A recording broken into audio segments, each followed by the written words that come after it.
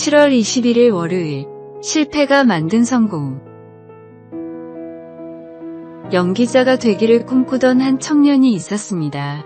수많은 오디션에서 낙방했고 무명의 시간을 견뎌야 했습니다. 어머니에게 전화를 걸어 이제 그만하고 고향으로 돌아갈까 해라고 말하기도 했지만 그의 어머니는 마음속으로 진짜 끝났다고 느껴질 때까지는 멈추지 말자 라며 아들을 다독였습니다.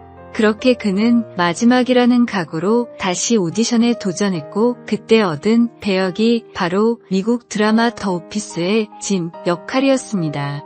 그는 순식간에 많은 사랑을 받았고 그 배역은 그의 인생을 바꾸었습니다. 이후 그는 직접 각본을 쓰고 연출에 도전해 콰이어트 플레이스라는 영화로 감독으로서도 큰 성공을 거두었습니다. 시골에서 은행원을 하다가 상사의 실수로 억울하게 쫓겨난 남자가 있었습니다. 누명을 쓰고 감옥까지 갔던 남자는 수감 중 작가가 되고 싶었던 어린 시절의 꿈을 되찾고 펜을 들기 시작했습니다.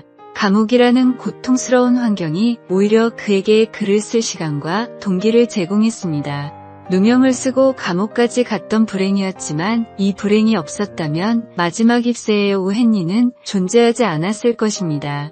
스페인의 무노세르반테스도 군대에서 장교로 근무하다가 누명을 쓰고 불명예제대를 당하지 않았다면 평생 펜을 들지 않았을 것이고 우리가 아는 돈키호테도 존재하지 않았을 것입니다. 인생의 고난은 때때로 더 큰 성장을 위한 밑거름이 됩니다. 하나님께서는 우리의 실패와 좌절까지도 선한 목적을 위해 사용하십니다. 오늘의 말씀. 다만 이뿐 아니라 우리가 환난 중에도 즐거워하나니 이는 환난은 인내를, 인내는 연단을, 연단은 소망을 이루는 줄 알미로다. 오늘의 만나. 모든 고난과 어려움까지도 하나님이 주시는 선물로 받아들이며 믿음으로 한 걸음씩 성장해 나가는 반석 위에 믿음을 가져봅시다.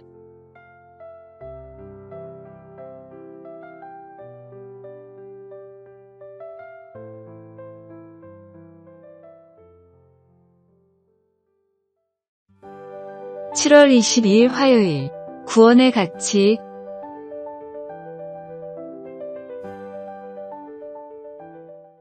한때 스크린과 TV 드라마를 누비던 국민 배우가 있었습니다. 성 굵은 연기와 강렬한 카리스마로 주로 악역이나 깡패, 권력자 역할을 맡으며 큰 인기를 끌었습니다. 매체에선 늘 무서운 인물로 등장했지만 실제 삶도 평탄하지 않았습니다. 술과 담배, 명예욕, 그리고 사람들과의 갈등, 겉으로는 잘나가 보였지만 내면은 늘 공허함과 분노가 쌓여 있었습니다. 그러던 어느 날 갑작스러운 병으로 쓰러졌습니다. 반신불수가 찾아왔고 대사 한 줄 읽는 것도 버거운 시간이 이어졌습니다. 연기자의 인생도 세속적 성공도 무너지는 듯했습니다. 절망 속에서 그는 처음으로 하나님이 정말 계신가? 라는 질문을 붙잡고 성경책을 펴들었습니다. 치료받고 싶어서, 회복되고 싶어서, 말하자면 조건부 신앙이었습니다. 그런데 설교 중 들려온 말씀이 가슴을 치고 들어왔습니다. 병든 몸보다 더 깊이 아픈 건 병든 영혼입니다. 그날 그는 눈물로 기도했습니다. 하나님, 제 영혼을 고쳐주십시오. 그는 병상에서 회개했고 예수님을 인격적으로 만났습니다. 회복된 후 그는 배우가 아닌 목회자가 되었습니다. 명성과 스포트라이트 대신 소박한 예배당과 외딴 섬에서 복음을 전하는 삶을 선택했습니다. 그의 믿음은 처음엔 조건과 바람으로 시작되었지만 결국 하나님의 은혜 앞에 모든 계산이 무너졌습니다. 거저 받은 구원이었지만 그의 남은 삶 전부를 바쳐도 부족할 만큼 귀한 것이었습니다.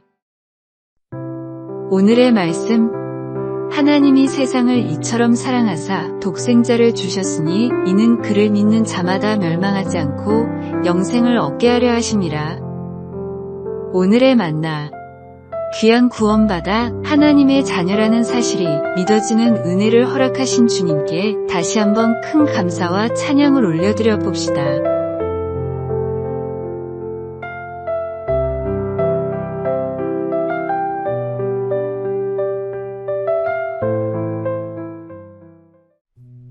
(7월 23일) 수요일. 자기관리 결함병.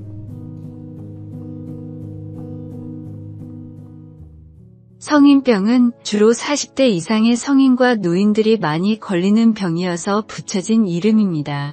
최근에는 성인병 대신 생활습관병이라는 이름으로 불리고 있습니다.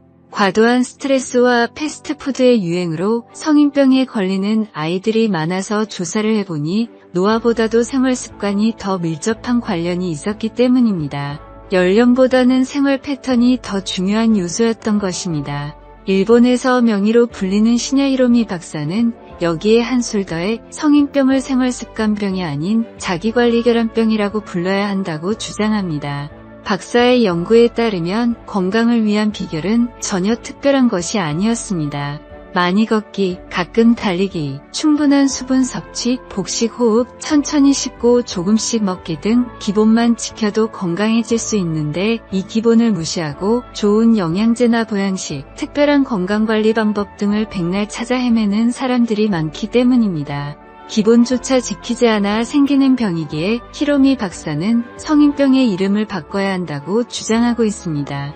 건강만큼 사람들이 중요하게 여기는 것은 없지만 건강의 비결인 기본을 지키는 사람은 많지 않습니다. 마찬가지로 성장하는 믿음 생활을 위해서는 항상 기본이 중요합니다. 특별한 은사나 체험보다도 매일의 말씀 일기하기도 성도들과의 교제가 더 중요합니다. 오늘의 말씀.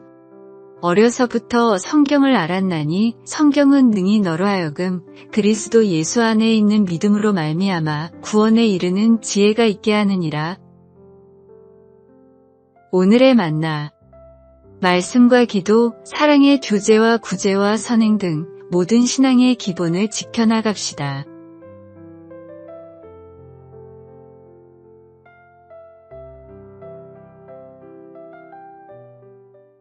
7월 24일 목요일.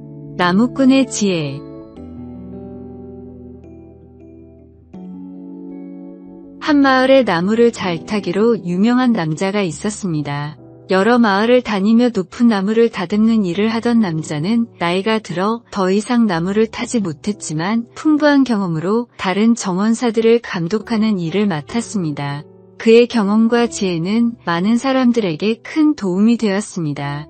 하루는 마을에서 가장 높기로 소문난 나무를 다듬는 일을 감독했습니다. 젊은 시절의 노인만큼 나무를 잘 타던 정원사가 위험해 보이는 꼭대기로 올라갔지만 노인은 아무런 조언도 하지 않았습니다. 오히려 정원사가 일을 마치고 거의 평지로 내려왔을 때 여기서부터는 조심해야 하네 라고 외쳤습니다.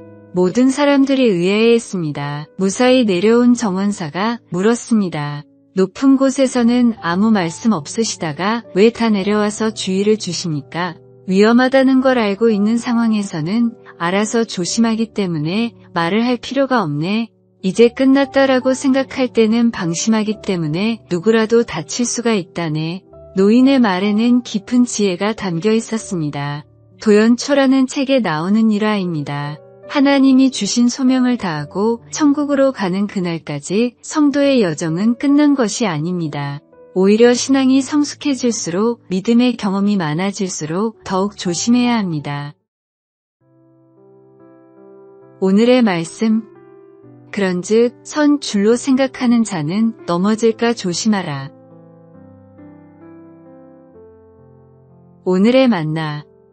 마귀의 간교에 빠져 넘어지지 않게 끝까지 조심하며 믿음을 지켜나갑시다.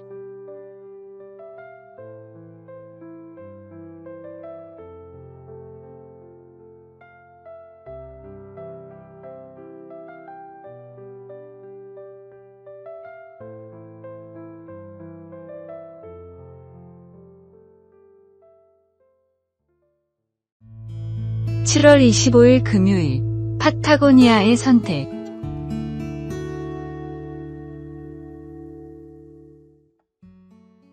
월가의 유명한 회사에 면접을 보러 온 대학생이 있었습니다.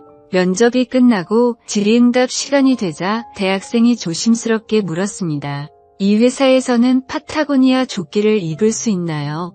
면접관들은 이상한 질문이라고 생각했지만 대답해 주었습니다.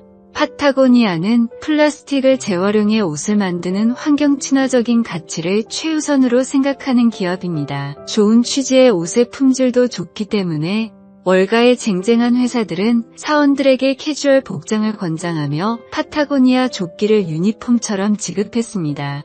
파타고니아 조끼는 월가 직장인들의 상징이 되었습니다.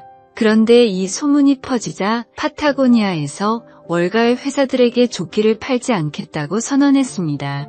돈을 벌기 위해서는 수단과 방법을 가리지 않는 회사에 우리의 제품을 팔 수는 없다는 것이 이유였습니다. 다만 일정 수익을 환경을 위해 기부하는 회사에게는 제품을 팔았습니다. 엄청난 수익을 포기하는 결정이었지만 그들은 흔들리지 않았습니다. 그리고 실제로 이 사실이 알려진 뒤 많은 대학생들이 월가에 취업할 때 파타고니아 옷을 입을 수 있는지를 입사의 지표로 삼았다고 합니다. 크나큰 이익을 포기하더라도 지켜야 할 가치관이 있습니다. 말씀을 믿고 예수님처럼 살기를 소망하는 그리스도인들도 세상 속에서 지켜야 할 가치가 있습니다. 때로는 경제적 손해를 감수하더라도 사람들의 비웃음을 받더라도 하나님의 뜻을 따라 살아가는 용기가 필요합니다. 오늘의 말씀, 너희가 세상에 속하였으면 세상이 자기의 것을 사랑할 것이나 너희는 세상에 속한 자가 아니여. 오늘의 만나, 예수님이 가르치신 계명들을 세상 가운데 지키며 살아가는 용기를 구해봅시다.